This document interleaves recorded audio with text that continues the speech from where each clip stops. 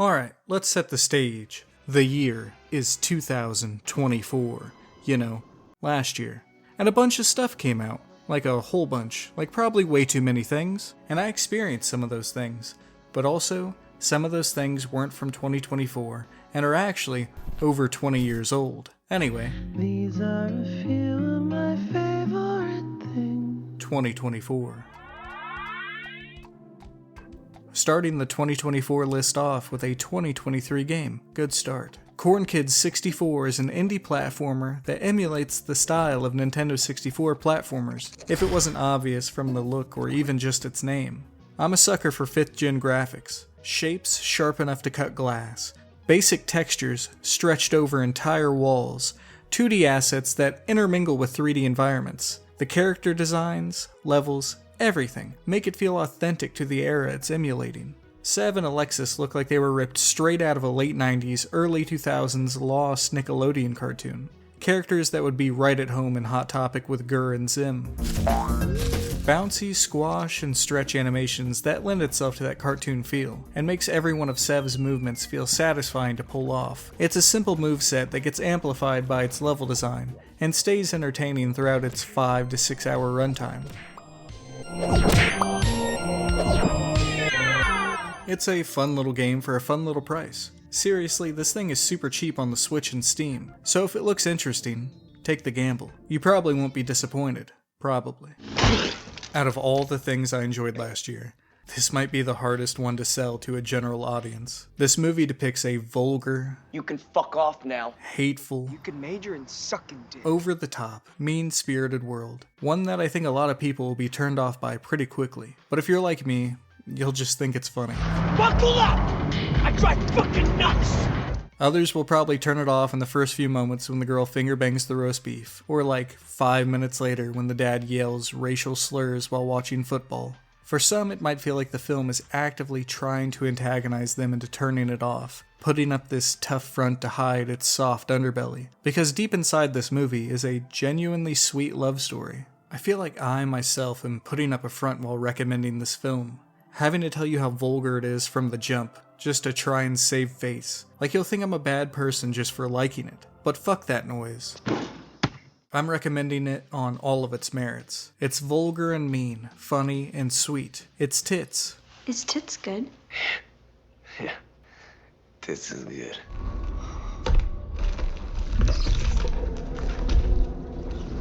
Silent Hill 2 remake came out and it was great. A little long in my opinion, but great nonetheless. Luke Roberts was robbed at the Game Awards. His performance was incredible. One of my favorites, maybe, ever in a video game. Nuanced and passionate is the way I would describe it. It paints the picture of a nearly broken, desperate man to a T. Like I said, it's incredible. However, that's not really what I want to talk about. High recommendation regardless. That's Danny. Silent Hill 3 really surprised me. We follow Heather Mason, the baby from the first game, as she unknowingly gets wrapped up in a cult's plans to birth God, just like her father did all those years ago. Tonally, this game is out there. It takes such broad narrative swings, features such taboo subject matter, and also has an unlockable costume that does this.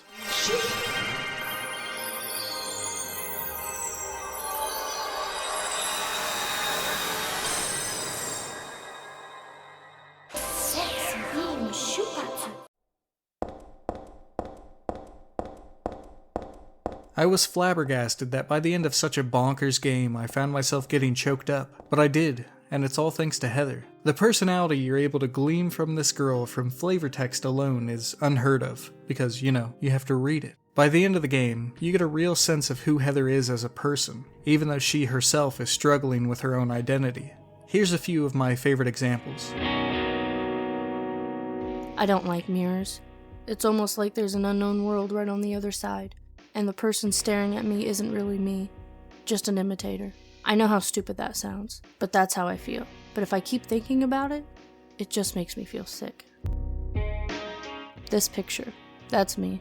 I'm holding the baby, and I'm the baby being held. The me that wanted death and disappeared with God 17 years ago, and the me here and now that sought life. It's bread. She's a great character, and I'm really interested to see how a remake would handle her. get it. This is way too gross.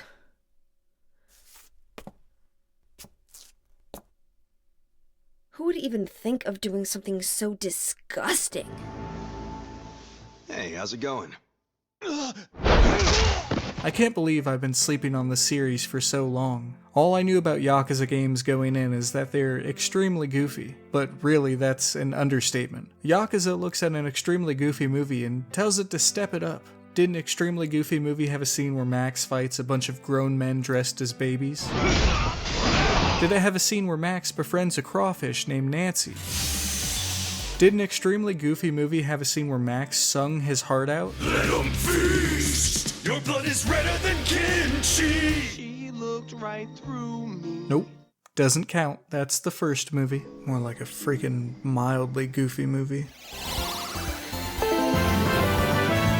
Congratulations! I played through 7 and 8 last year. 7 acted as a gateway for new players. The previous protagonist, Kiryu, is finished. Kinda. And beat-em-up combat has been replaced with turn-based. The gameplay is recontextualized through Ichi's eyes. As a huge Dragon Quest fan, he perceives all of his fights as turn-based. Sure, I pretend I'm a hero when I fight, so what?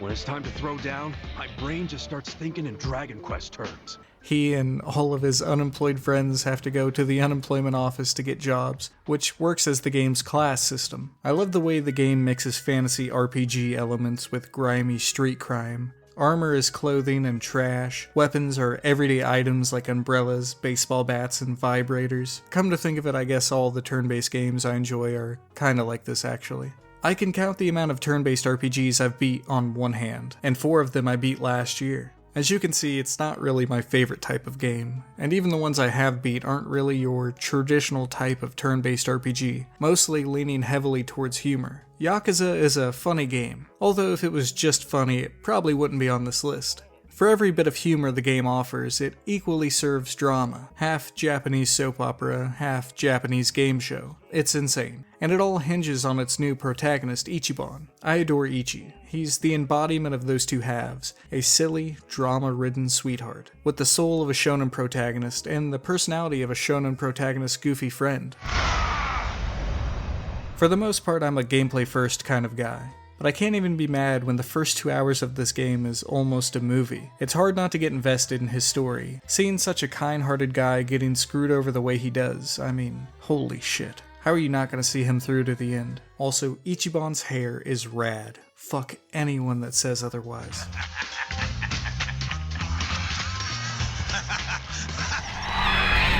Do you still say your prayers? You probably heard about Longlegs. Buzz was abound everywhere. Anywhere people talked about horror, they argued over whether or not it was scary. I don't really care about that. A horror movie doesn't have to be scary to be good. It helps, but it's not often that I go into a horror film expecting to be scared, or leave feeling that way.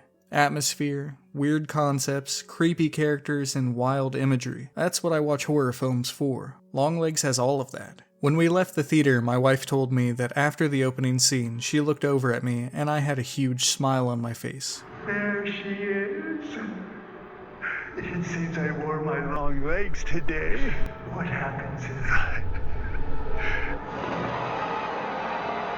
I was immediately hooked by its look and feel. Then Nick Cage comes in and gives this wonderfully odd performance. It's a slow burn that takes its time to sit and exist within its space. Long wide shots are used constantly, framed in a way that make your eyes search the screen, waiting for something to emerge from the shadows. Whether you see it or not, evil lives there. I didn't think the movie was scary when I left the theater, but I really liked it. Later that night, I'm home alone and I can't stop thinking about it. So I start reading interviews with its director Oz Perkins, and that's when it really starts to get under my skin. The devil wins again on a small scale. One of the fun things about using the devil as your villain is that the devil never really goes for world domination. The devil always feels like, I'll just fuck with this one person. I'll wreck this family. I'll mess this kid up. I'll torment this priest. It's never like, I'm going to eat the Vatican. It never gets to that point for me with the devil. The devil is a little more amusing and playful than that. I think that ultimately one could say that the entire movie, or that the entire movement of all of Longleg's crimes, starting from crime number 1, it's all about getting this poor girl to that place, that kind of flourish, the devil's. Yep, I did that. Those are a few of his quotes, paraphrased and reworded a bit as to not spoil the movie. The movie became scary to me hours after the fact. I read this interview and kept thinking about that. The idea that the devil would dedicate himself to ruining one person's life for nothing more than his own entertainment. Walking around my empty house at night, it would repeatedly pop back into my head, this image in particular. I'd walk into my spooky-ass basement to do the laundry and imagine seeing that in the corner of the room.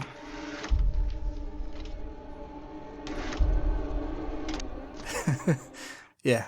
Anyway, I'd freak myself out. I enjoyed the movie when I first saw it, and the more I sat with it, the more I liked it. Alright, next thing. Here comes the Kid Detective. The Kid Detective is my favorite movie I watched last year. A late coming-of-age comedy about a 12-year-old boy who becomes somewhat of a local celebrity solving mysteries.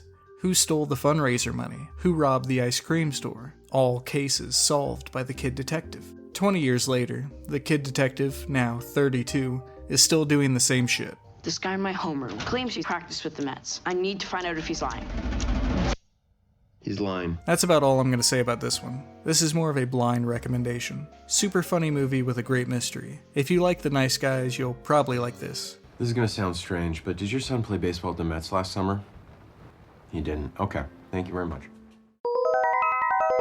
I was on a huge Konami kick last year. Silent Hill 2 Remake, Silent Hill 3, and Metal Gear Solid 1, 2, 3, 4, and Peace Walker. Love them all except Metal Gear Solid 2. Not really a fan of that one. Decent game, just not for me. Though I love saying lale-lu-lalo, and knowing that Kojima chose that just because he knew Japanese people would have trouble saying If I was sleeping on Yakuza, then I was in a coma on Metal Gear Solid. I really enjoyed the series, but one stood out above the rest. What a thrill. You play as young, older, Big Snake, Naked Snake. During the Cold War in 1964, taking place 40 years before the first Solid game and 30 years before the first Metal Gear game, as Nakey Snakey, you must do what a snake do. Slither, swim, hang and attack. In the jungle, the mighty jungle, there's an ecosystem, one that one must become one with, camouflaging yourself amongst the grass and trees. The world is a series of smallish, interconnected areas, little sandboxes that are deep with possibilities. Catch a snake and throw it at a guy. Drop bees on a guy, dress in blackface. The possibilities are endless. Wearing black face paint, huh? There are so many little moments and ideas in this game that elevate it to greatness. The way Snake's eyes adjust to the darkness of a cave. The way food rots in your inventory if you don't eat it. You can destroy the bad guy's food supply and trick them into eating the rotten food. You can cause a time paradox. I am here to send you to your ultimate fate. The boss fight with the end is fucking incredible. A slow, methodical sniper battle, looking for the glint of a scope. Tracking footprints. Freeze. Huh? How did you? Eating the end's pet parrot just to be a dick. I've had enough. Then there's that famous ladder scene. It's used as a meme a lot now, but damn is it impactful. A beautiful moment to slow down and reflect on the journey so far.